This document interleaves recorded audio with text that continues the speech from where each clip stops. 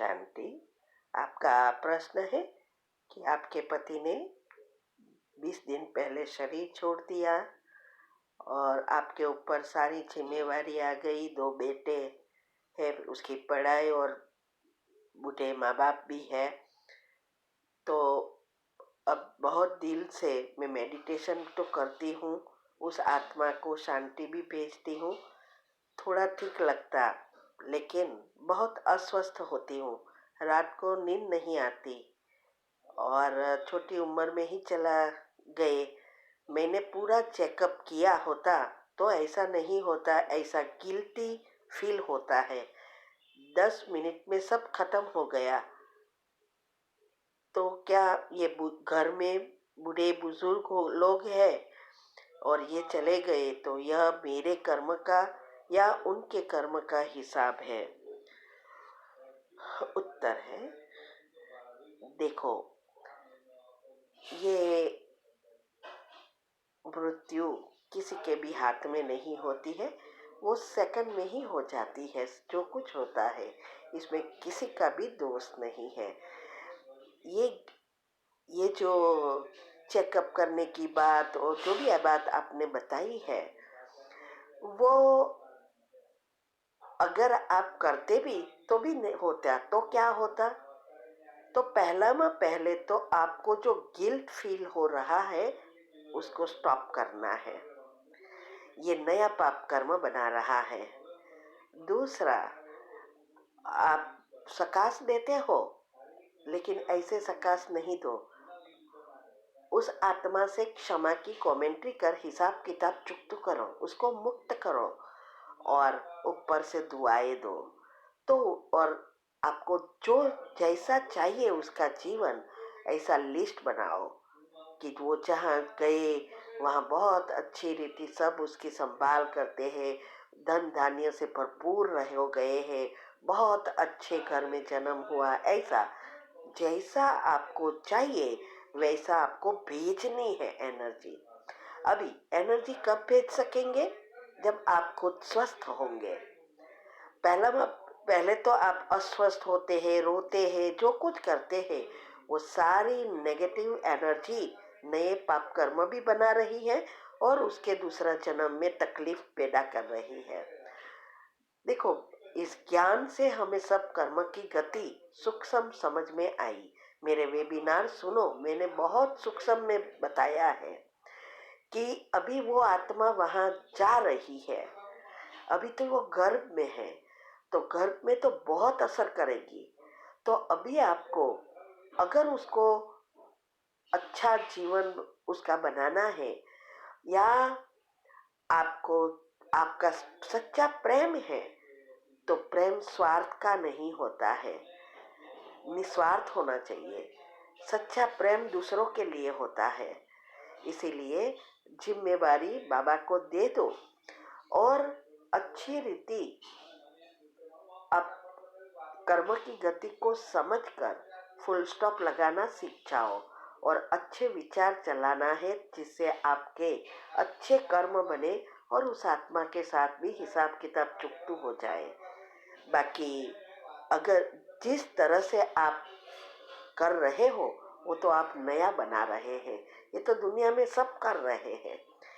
इसीलिए ये सोचना भूल है कि घर में माँ बाप है, बूढ़े हैं और ये चल बसे, ये बहुत बड़ी भूल है।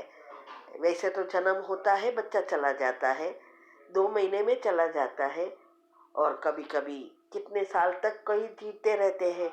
तो ये सारा कर्म का खेल है। ये कर्म का आपका भी हिसाब किताब है, उनका भी हिसाब किताब है। आपके साथ इतना ही उसको कर्म का फल था, हिसाब था, इस जन्म के लिए तैयार होकर बैलेंस शीट आई थी, वो फिनिश हो गई। अभी दूसरे जन्म के में आगे फॉरवर्ड होगी। अभी आगे फॉरवर्ड होगी मीन्स के आप नए जो भी कर्म बनाएंगे वो ऐड होंगे, नेगेटिव या पॉजिटिव। इसीलिए ये कर्म का हिसाब है और आपके बच्चे की जो भी जिम्मेवारी आई वो आपका कर्म का हिसाब है। उस आत्माओं के साथ अभी आपके बेटे हैं वे है तो बात वो आत्मा ना, बुजुर्ग जो भी माता पिता है वो भी आत्माएं है ना, तो आपका उसके साथ अभी हिसाब भी है, उसका चुप्पू हो गया। तो ड्रामा का ज्ञान कर्म की गति को अच्छी रीति समझो। अगर आपको अच्छे कर्म बनाना है, उसके साथ हिसाब किताब चुकतू करना है, तो विधि अपनाओ और कर्म को बदल दो। ओम शांति। आपका प्रश्न है, आज मैंने पीएचडी का एंट्रेंस एग्जाम दिया।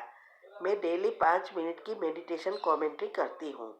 मैं 21 बार इसके बाद समान प्रैक्टिस करती हूँ कि मेरा पीएचडी के एंट्रेंस एग्ज़ाम हो 100% मार्क्स से पास हो गई हूँ।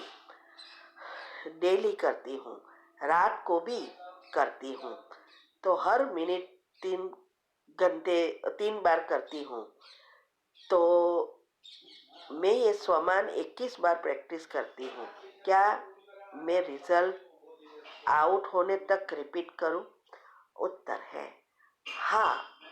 आपको अभी थोड़ा चेंज करना है कि अब मेरा पेपर मेरी एग्ज़ाम पेपर टेस्ट हो गया है, उसकी एक छोटी सी कमेंट्री भी बना सकते हैं। नहीं तो मेरा पेपर में मैं पास हो गई 100% से और मुझे एंट्रेंस मिल गया है ऐसा, और खुशी क्रिएट करो। ऐसा नहीं कि अंदर नेगेटिव चले और ऊपर से सोचे, नहीं, फील करो कि जैसे आपको मुझे तो पता नहीं है आपकी कौन सी पीएचडी का क्या एंट्रेंस है, लेकिन जो चीज़ आपको चाहिए तो वो हो जाए तो आपको कितनी खुशी होती है। वो खुशी अभी फीलिंग में लाओ रोज। जैसे आपका रिजल्ट आ गया, आपको बहुत खुशी हुई और आप वो एग्जाम में एंट्रेंस में पीएचडी में आ गए, जो भी है ऐसा, इससे ही हमारे डोपामिन एक केमिकल है, वही हमें सफलता दिलाएगा। ठीक है।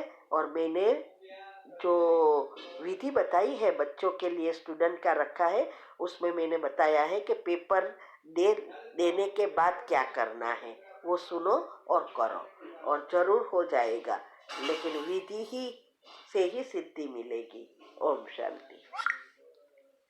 आपका प्रश्न है, क्या जब हम किसी आत्मा को याद करते हैं उसके मन का असर हमारे ऊपर होता है?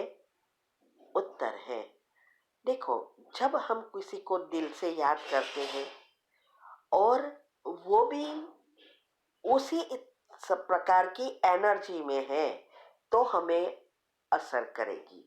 अगर हमारी एनर्जी डिफरेंट है तो वो हमारी याद की उनके मन की असर हमारे पर नहीं होता है। ये हमारा मन की असर माना हमारा रिसीवर पावर कितना है उस अनुसार होता है। तो अगर आप और कैसी चीज की याद करते हो और कौन सी भावनाएं होती है, उस अनुसार उसका रिजल्ट होता है। तो मुझे समझ में नहीं आ रहा है आप क्या कहना चाहते हो, बाकी ऐसे ही असर नहीं होती है। ओम शांति।